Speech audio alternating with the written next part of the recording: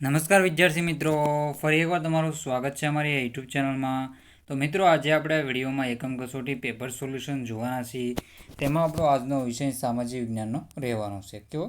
સામાજિક વિજ્ઞાન ધોરણ 10નું રહેશે. કયા? ધોરણ 10નું સામાજિક વિજ્ઞાનનું પેપર આપણે આ વિડીયોમાં જોવાના છીએ. ધોરણ 10, તારીખ છે મિત્રો 26/9/2024ના રોજ જે પેપર લેવા છે તેનું સોલ્યુશન જોવાના છે. આઈએમપી પેપર રહેશે. સમય રહેશે 1 કલાક.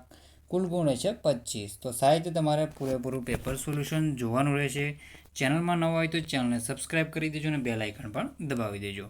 અને આપણે પીડીએફ જોતી હોય તો તમારે આપણી વોટ્સઅપ ચેનલ અને ટેલિગ્રામ ચેનલ જોઈન કરી લેજો. લિંક તમને ડિસ્ક્રિપ્શનમાંથી મળી જશે. તો આપણે સોલ્યુશન સ્ટાર્ટ કરી દઈએ. તો વિભાગ એ હશે, નીચે આપેલા પ્રશ્નોના યોગ્ય વિકલ્પ આપી જવાબ લખો.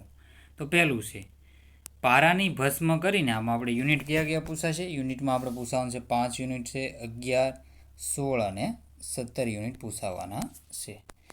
નીચે આપેલા પ્રશ્નોના યોગ્ય વિકલ્પમાં આપણે જોઈએ તો પહેલું છે, પારાને ભસ્મ કરીને ઔષધ તરીકે વાપરવાની પ્રથા કોણે ચાલુ કરી હતી? તો એમાં આપણો જવાબ રહેશે નાગાર્જુને કરી હતી. કોણ? નાગાર્જુન દ્વારા જે આપણે નાલંદા વિદ્યાપીઠમાં હતા એણે આપણે જોયું પારાને ભસ્મ કરી ઔષધ તરીકે વાપરવાની શરૂઆત કરી ત્યારે રસ રત્નાકર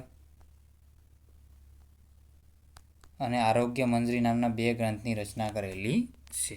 પછી છે બીજા નંબરનો ક્વેશ્ચન, નાલંદામાંથી મળી આવેલ બુદ્ધની તામ્ર મૂર્તિની ઊંચાઈ કેટલી છે? તો નાલંદામાંથી મળી આવેલ બુદ્ધની તામ્ર મૂર્તિની ઊંચાઈ કેટલી છે? 18 ફૂટ ઊંચાઈ છે. તો આન્સર રહેશે 18 ફૂટ.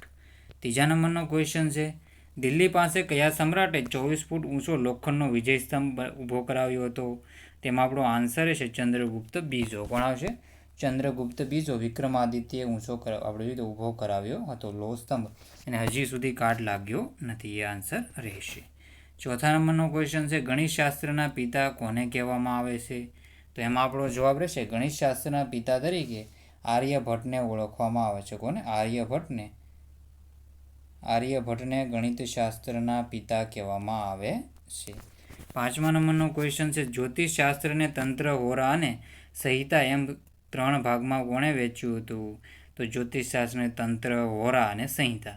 તો એમાં આપણો જવાબ આવશે વરાહમિહિર. એ ઓપ્શન જવાબ આપણો રહેશે. શું જવાબ રહેશે? વરાહમિહિર. છઠ્ઠા નંબરનો ક્વેશ્ચન છે, ભારતમાં સિંચાઈના મુખ્ય માધ્યમો પૈકી કયો સૌથી મુખ્ય માધ્યમ છે? તો કૂવા અને ટ્યુબવેલ.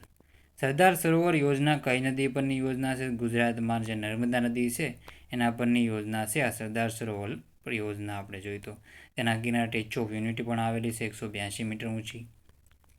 આઠમા નંબરનો ક્વેશ્ચન છે, ઓડિશાની કઈ નદી મુખ્ય ત્રિકોણ પ્રદેશ ધરાવે છે? તો મહાનદી છે એ મુખ્ય ત્રિકોણ પ્રદેશ ધરાવે છે. ભારતમાં ઈસવીસન 1981માં કેન્દ્ર સરકારે કયો ધારો પસાર કર્યો છે?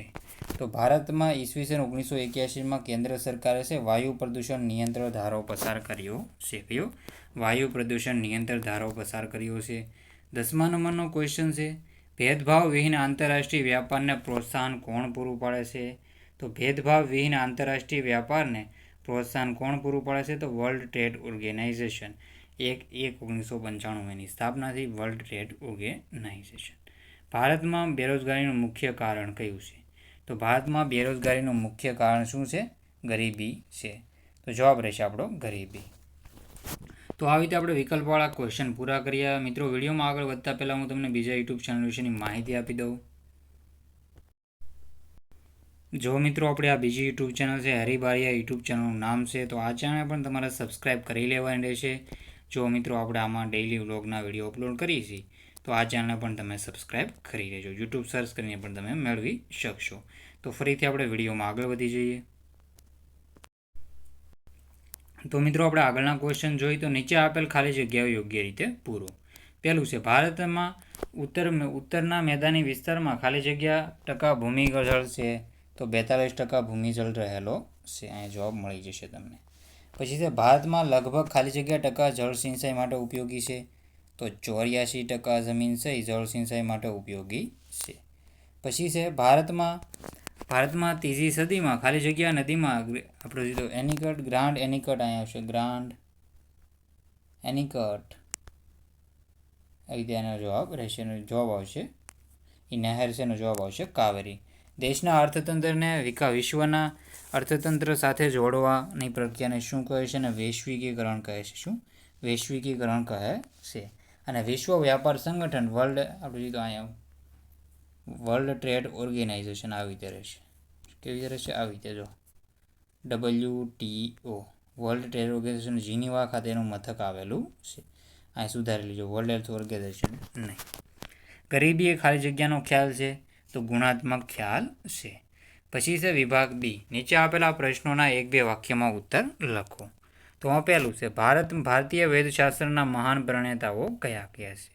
તો મહર્ષિ ચરક, મહર્ષિ સુશ્રુત અને વાઘભટ્ટ છે. વાઘભટ્ટ સુધારી લેજો. ભારતીય વેદશાસ્ત્રના છે મહાન પ્રણેતા છે. મહર્ષિ સુશ્રુતે તેમના સુશ્રુત સંહિતા નામના વેદશાસ્ત્રમાં ગ્રંથમાં શાનો ઉલ્લેખ કર્યો છે? તો મહર્ષિ સુશ્રુતે તેમના સુશ્રુત સંહિતા નામના વેદશાસ્ત્રમાં ગ્રંથમાં શલ્ય ચિકિત્સા વાટકાપના ધારદાર સાધનોનો ઉલ્લેખ કર્યો છે, જે માથાના વાળને ઊભા ચીરી 2 ભાગ કરી શકતા હતા. ત્રીજા નંબર છે બહુહેતુક યોજના એટલે શું?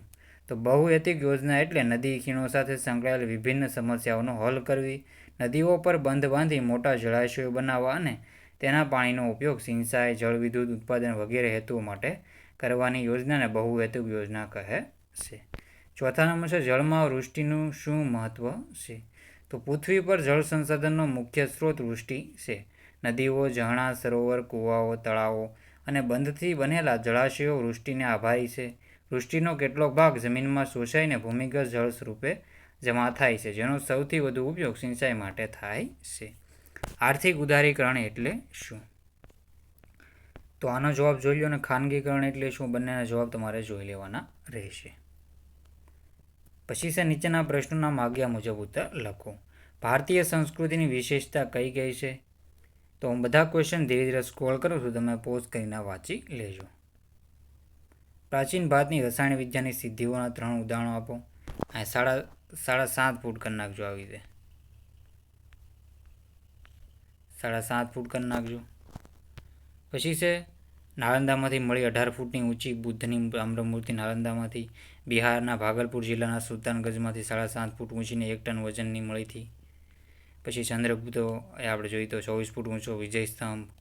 વિજ્ઞાન અને ટેકનોલોજીનું મહત્ત્વ દર્શાવો. તો આનો પણ તમારે જવાબ જોઈ લેવાનો રહેશે સાહિત્ય. પછી છે ટૂંકનો લખો ભારતમાં આર્થિક ઉદારીકરણની નીતિ. આનો પણ જવાબ સાહિત્ય જોઈ લેજો.